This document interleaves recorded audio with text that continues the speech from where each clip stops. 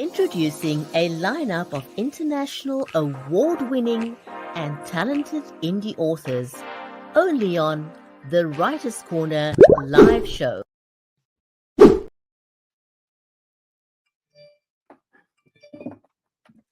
Our guest today is redefining the publishing industry one chapter at a time.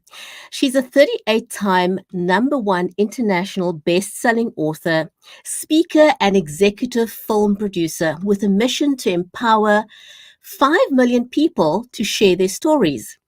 To find out more about this amazing woman, don't go away. We'll be right back with the Writer's Corner live show. Imagine a world where the lines of reality blur with the fantastical. Embark on journeys from humble beginnings to the pinnacles of literary greatness. On the Writer's Corner, we delve into the lives of unique wordsmiths, known for their compelling storytelling. They are artisans who craft fantastical realms, etched in our memory long after the final page is turned. Every tale begins with a single word, a single idea. Authors create sensations that keep you on the edge of your seat.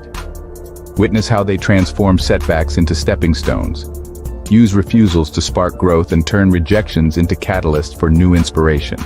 Witness the diversity in writing as it gives birth to a vast array of genres, from drama to mystery to children's stories, fantasy, and reality. Join us as we uncover sources of inspiration and the magic that defines the author's craft. Find out how authors breathe life into their characters and meticulously craft narratives and plots that captivate readers. Get a sneak peek into upcoming works, and join us as we celebrate literary greatness, only on the Writer's Corner. We don't just celebrate best-selling Amazon and New York Times authors, but also indie authors. Join us on the journey from the birth of a tale to the creation of a masterpiece, only on the Writer's Corner live show. Stay tuned.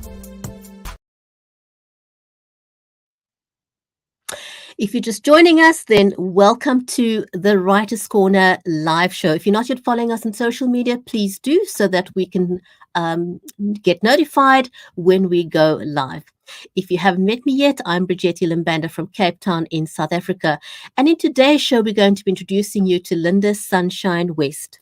Our live stream is made possible by Creative Edge, StreamYard, and BeLive Media, with immense gratitude also to BSN, your all-in-one entertainment revolution, for making it possible for us to go live on Roku, Amazon Fire, Google TV, and also Apple TV. So do join BSN for a world of boundless creativity. Now, before we introduce our amazing guest, Lynda Sunshine West of Action Takers Publishers, I want to first of all say hello to my friend and co-host, Mary Elizabeth Jackson. She's a passionate author, a certified special needs and disabilities advocate, and she's committed to amplifying underrepresented voices. She's also a speaker, educator, ghostwriter, and songwriter. Mary, how are you today? I am fantastic and very excited to be here. We have one of our very dear friends on today, and we're going to get to talk about some different kinds of being in books, ways to be in books and how to get out there in the world. And I'm excited to be here and see you. Love your red hat. And because we're live, we may hear some rolls of thunder. So that's just going to be our ambience for this day over here where I am in the world. Oh my goodness, it's always so fascinating to be on different ends of the globe and experience. It's usually when I'm all hot here, it's cold where you are. So I hope that you have great thunderstorms out there and it doesn't cause too much damage. Now, for our friends who haven't yet met Lynda Sunshine West, she is the unstoppable force behind Action Takers Publishing. As a 38-time #1 international best-selling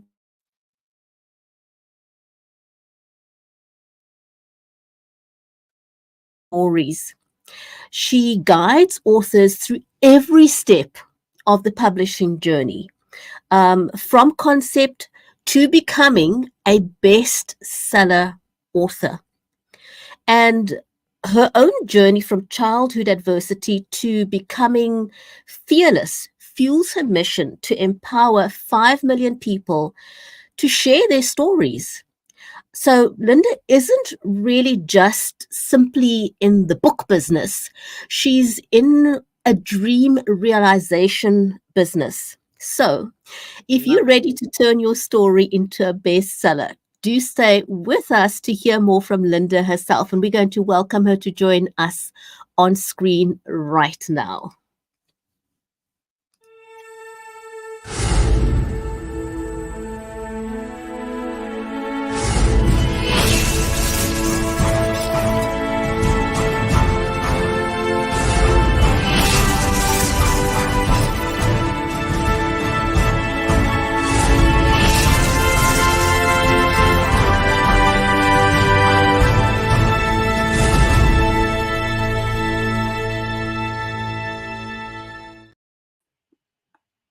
I love that welcome.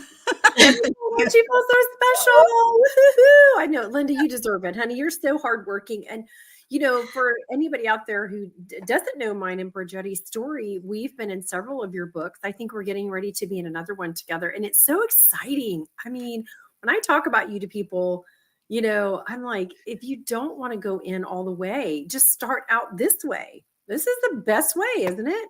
To be in a collaborative.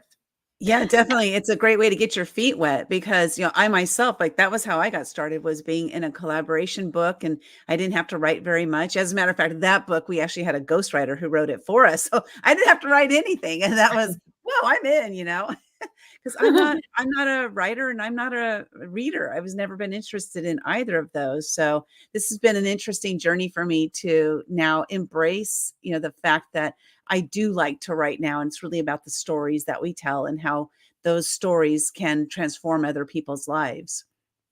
Absolutely. And you know, Lynda, I must say, when I was working on the introduction to you, and I thought of, you know, making dreams come true, I never imagined myself as being a writer, as you said. And so for me to have been in even more than one book is literally a dream come true, because you've opened up something in me that I didn't even know exists.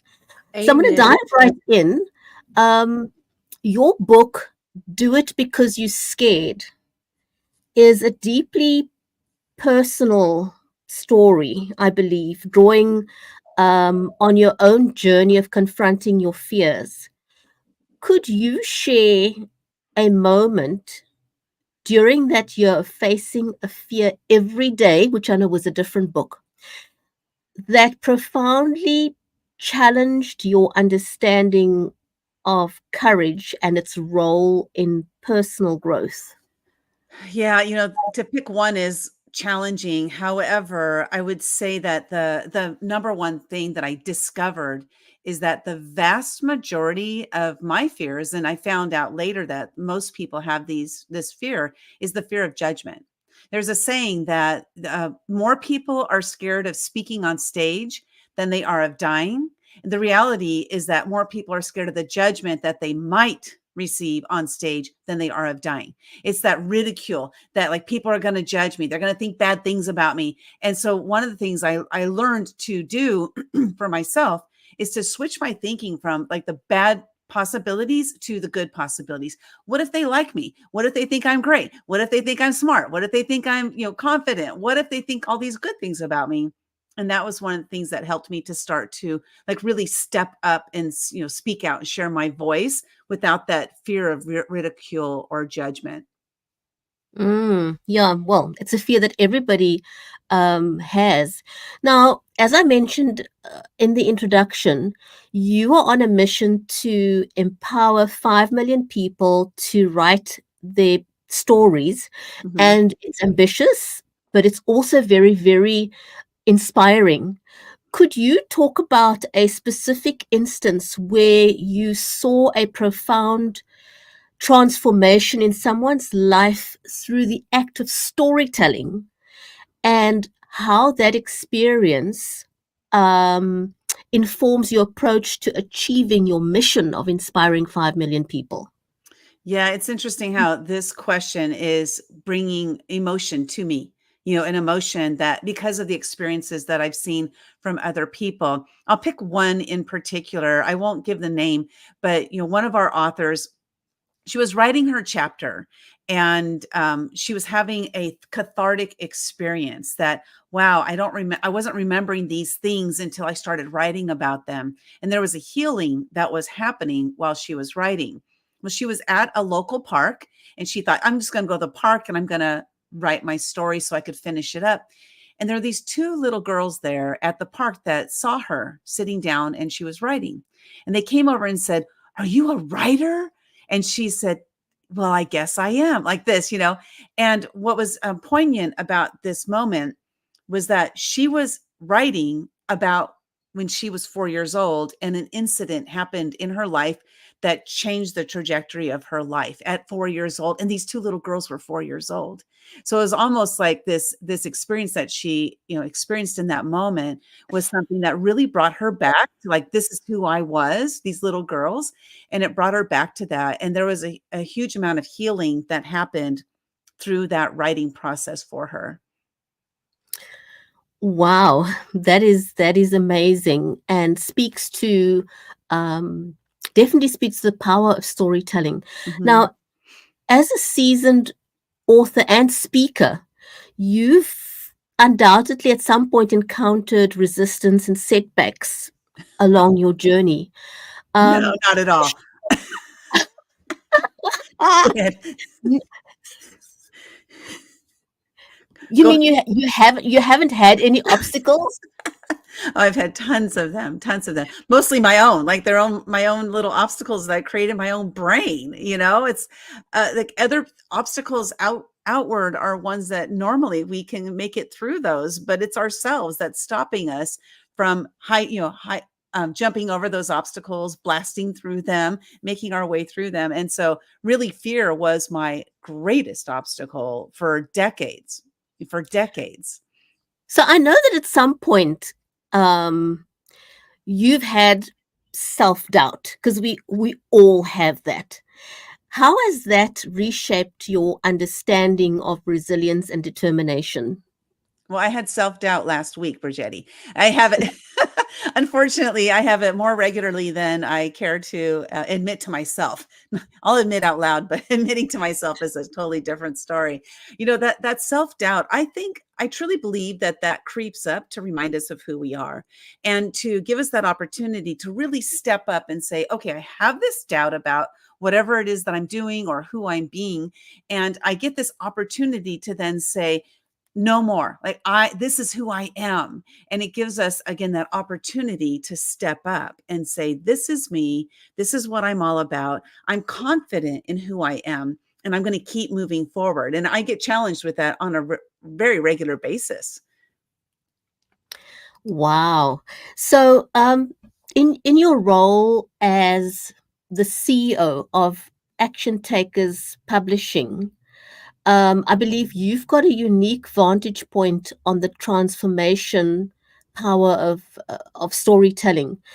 Do you think you could share or describe a narrative from one of the authors that resonated with you, and how it exemplifies the potential for storytelling to create meaningful change in the world? Yeah, oh, definitely. Again, there are a lot of stories that can relate to this, because every single author that comes through our door, they're experiencing something in their lives that there is making them want to, share that part of their story. We all have, hundreds and hundreds of stories, maybe even thousands of stories to tell. But how do we choose which story we're going to tell? How do we choose the impact that we're going to make through our story? Storytelling has been around since the very beginning of time. And this is how we make our greatest connections with people. So to say one story would be hard, but there was one of our authors, Cynthia. Cynthia came to us, and she was in one of our collaboration books, was going to write one chapter. And I remember her saying, I'm just a housewife. Who wants to hear my story? But then as she started to tell her story, it came out like what her true story is. She's not just a housewife. So Cynthia went ahead and wrote her story, submitted it, and then we give opportunities to our authors to, be interviewed on different platforms like your platform. So we want to thank you so much for, showcasing our authors. We give them these opportunities to step up to share their story, not just in the book, but also, on interviews. And so Cynthia was like, I'm just going to do everything. I'm going to jump into every interview. Now, remember, I'm just a housewife. This is her words. And so she decided to jump into all the interview opportunities. I think for that particular book, there were 3 interview opportunities. And then one day she reached out and she said, oh my God, somebody saw my interview on so-and-so's platform, and they asked me if I would be interviewed on their platform. So what transformed from I'm just a housewife was this woman who's now sharing her story, and other people are inviting her. And then a week or 2 later, she says, I'm going to do a book signing at my local bookstore. So now she's doing book signings. The point here is that your story, no matter how insignificant you may think it is, it has significance and it will impact other people's lives, but you have to share it. Absolutely, Lynda. And I know I felt that way too. I waited forever to publish my first children's book because I was like, I'm just a mom, living in the middle of America, and who wants to hear what I have to say? But you're so right. Our stories really impact others, and we're not supposed to keep them to ourselves. We're supposed to share them so we can inspire others. Okay, your book emphasizes the importance of embracing the unknown and stepping outside of one's comfort zone. So, like, you're one of my heroes, right? Because I just think it's amazing. 1, that you've done this, and 2, that you have just been so bold to go out in the world and show and share this with everyone. Can you reflect on a moment in your own life, where embracing uncertainty, and I know you can, led to unexpected growth or opportunity, and how you integrated that lesson into the approach to leadership and personal development? Huge. Oh my gosh. Yeah. In 2015, it was January 1st. I woke up that morning and I had been accustomed to doing New Year's resolutions and breaking them, every single one of them. And that year, something was different. I woke up that morning and I said, I have so many fears that are stopping me from living my life. I'm going to break through one fear every day this year. It wasn't a New Year's resolution, though. This was different. This was a New Year's commitment.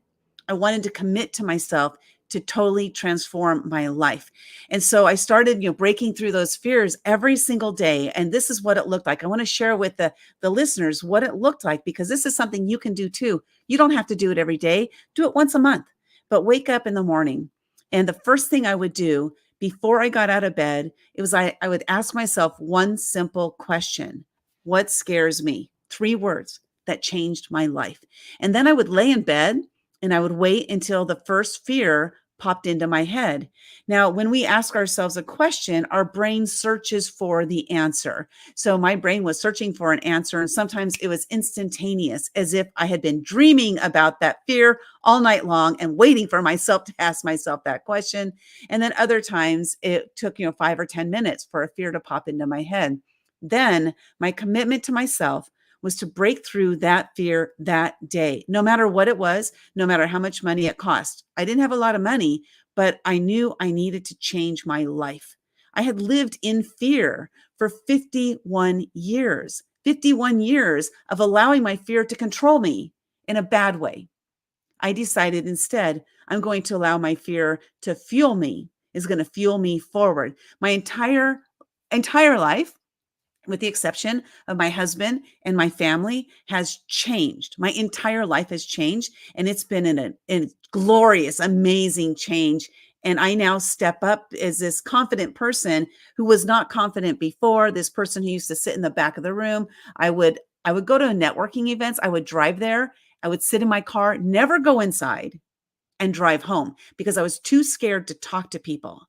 So it's been a huge shift in just making that year totally transformed my entire life. And it's funny because Bridgetti and I don't know you like that. I know. We know you with this bold, abrasive, that's not the right word, bold and Thank embracing. you. Embracing. Okay. So you're so embracing. Yes, definitely embracing. Yes, embracing is so much more better here. But with your diverse array of responsibilities and roles, because you do have quite a few, maintaining authenticity and integrity can be challenging. but you do it over and over again. I know we see this. How do you ensure that your actions and messages align with your core values, especially in moments of pressure and scrutiny? Because we all have those. And when you're stepping out, you are under fire sometimes, right? Yeah. Yes, definitely. And I love this question because I'm frequently tapped on the shoulder of integrity, and there, especially one thing I've discovered is while we're in the down times, the desperation times, this is when we allow our integrity to wane. Not all the time, but this is when it usually happens, is when things aren't going well. And then we might do things that we wouldn't otherwise do if things were, up, in the great areas, the great times of life. And so I found myself at times where I have had to really check myself and say, is this, I'm in a desperation mode right now. I'm not that I am right now, but it was like in the moment, right? I'm in desperation mode right now. And this is what's controlling my decision. This is what's controlling what I'm going to say or what action I'm going to take. And then I asked myself, if I weren't in desperation, what would I do? How would I act? How would I react? What action would I take? And then I remind myself of that. And I want to remain in high integrity at all times. And because of that, it's a conscious decision of being aware of how I'm feeling at the moment so that I can make a decision that's a conscious decision and then to live with that high integrity. It's so important for me. Mary, you mentioned like the vulnerability or the authenticity. As a recovered people pleaser, okay, maybe I'm still recovering, but okay, I'll just call myself a recovered people pleaser. As a people pleaser, we don't know who we are. We can't live an authentic life if we don't know who we are.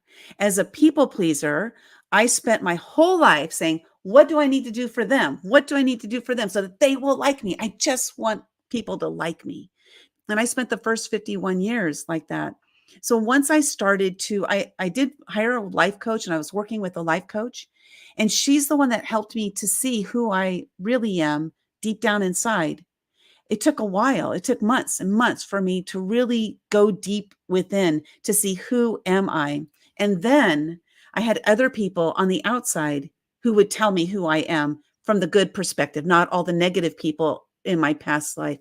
And so these positive people would say things about me that were good, that were positive, uplifting. And I said, you know what? If they see that in me, that must be who I am. I must accept that. That was hard.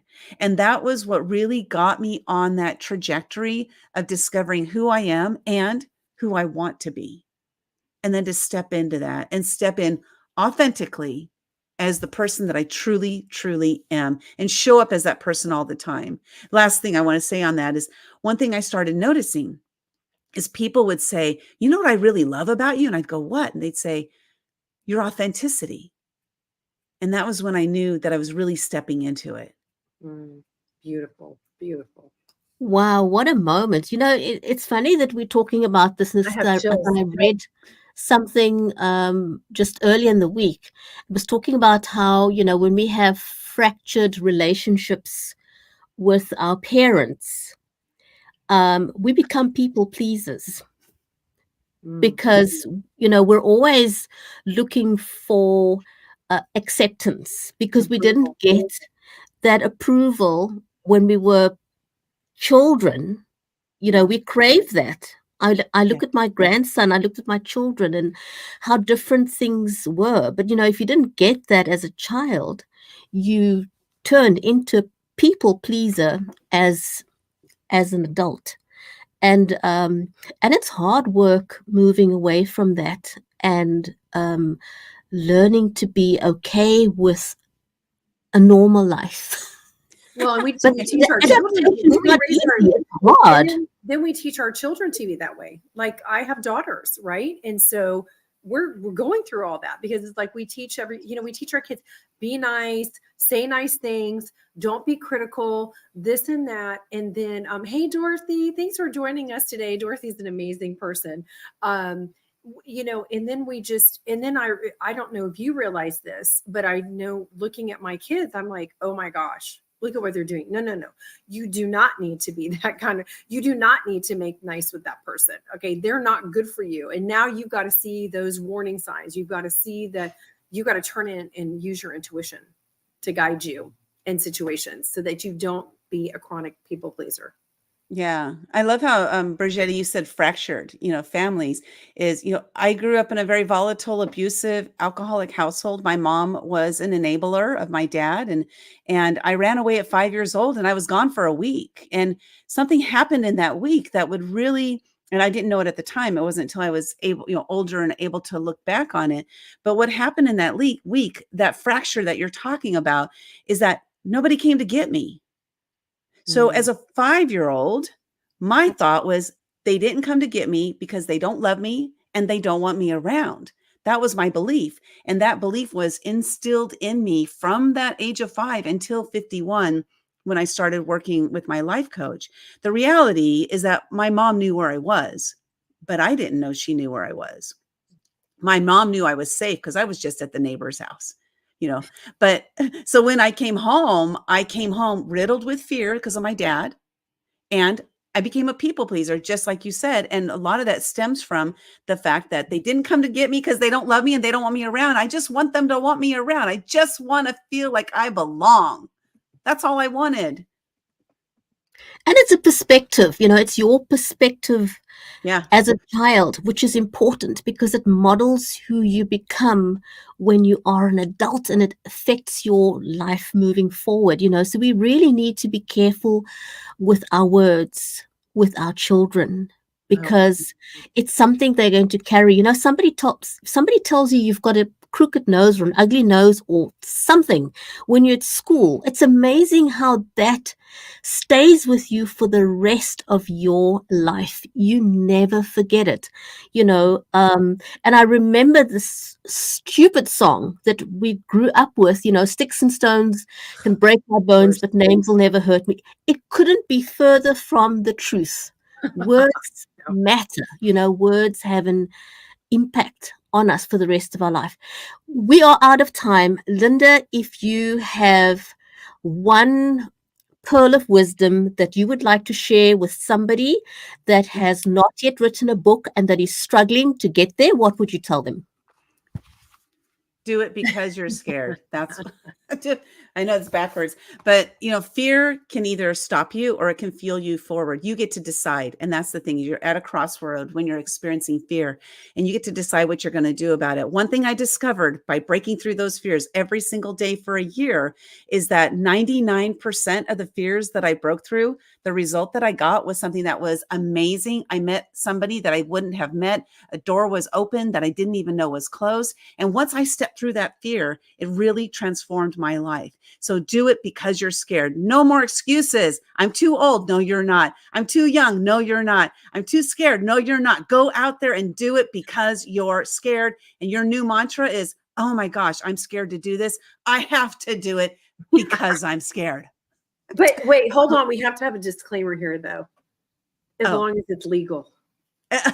That's my disclaimer for my kids. Disclaimer. As long as it's legal. And you're not jumping off roofs and trying to be Spider-Man, then we're yeah. Oh my goodness. Lynda, thank you so much. Can I ask you just one last time to hold up that beautiful book? So people, please go and grab it. Do it because you are scared. Beautiful cover. Love the color. It stands out. So thank you very much, Lynda. We could talk for hours, but it was amazing having you on the show today. So a huge big shout out to Action Takers Publishing. Thank you. Thank you. Thank you for everybody who joined and all the comments. Thank you.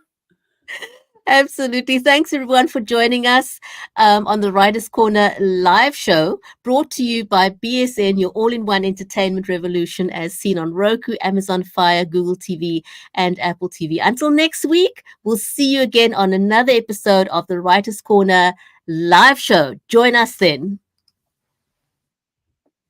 Thank you for joining us on the Writers Corner live show. 30 minutes of insightful author conversations with some of the biggest names in the industry, including award-winning authors and international indie sensations.